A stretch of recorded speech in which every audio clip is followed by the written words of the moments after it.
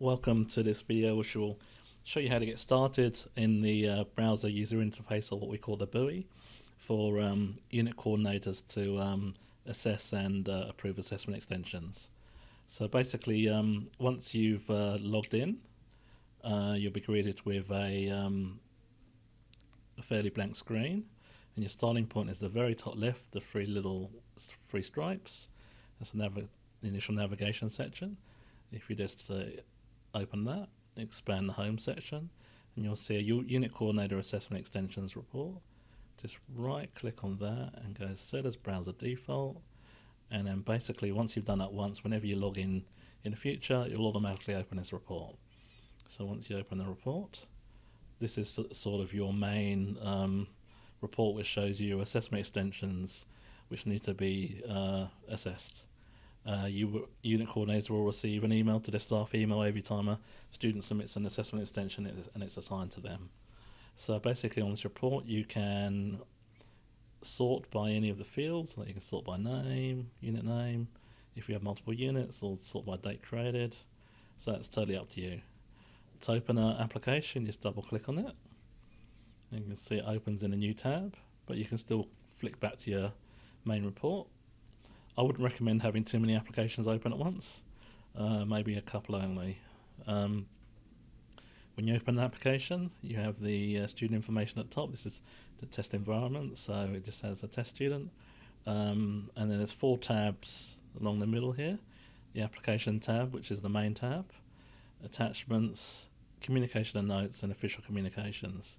In this video, I'm just going to go through application and attachments, and there'll be a further video for the communication and notes, and then how to make a decision on an assessment extension. So this is just an overview of the information. So on your main application tab, you have the unit information,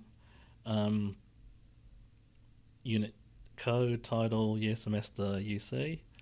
If the student entered a tutor name, which that's actually mandatory now, the tutor name will appear, as well as the study mode for the student's enrollment. The next tab is the assessment information. Includes the number and name of the assessment, the type of assessment. There's 3 assessment types in the system: submission, which is like a report on assignment, which has a due date, and if approved, the student will get a new due date. Second type is a scheduled assessment, like a mid-semester test, which if approved, the student will get a rescheduled date, time and venue. And the third type is a final exam, which is an exam scheduled in a centrally scheduled exam period. There's other information, the due date from the unit outline. If it's a submission type, then what the requested date that the student's requested. The status, an unassessed application has a status as submitted, and then it will go to approved or rejected once you've made a decision. The next tab is the assessment info section, which has the reason and type, and also the details of the student's reason for their assessment extension. And then the 4th tab, if it is a medical reason, it has the medical information, the doctor, the APRA number, and the medical centre. So you can see what unit information, assessment information, extension info, and medical centre information. There's also links to the APRA website and AMA guidelines, which will open in new tabs if you need to refer to them. The second tab is the attachment tab, where you can see the attached supporting documentation. Now, even though it says download, you can just set your browser to automatically open them. So here I'll open the PDF, and it automatically opens in Adobe Acrobat. So you can set those on your browser to do that, and we'll have some links to instructions on how to do that in the wiki.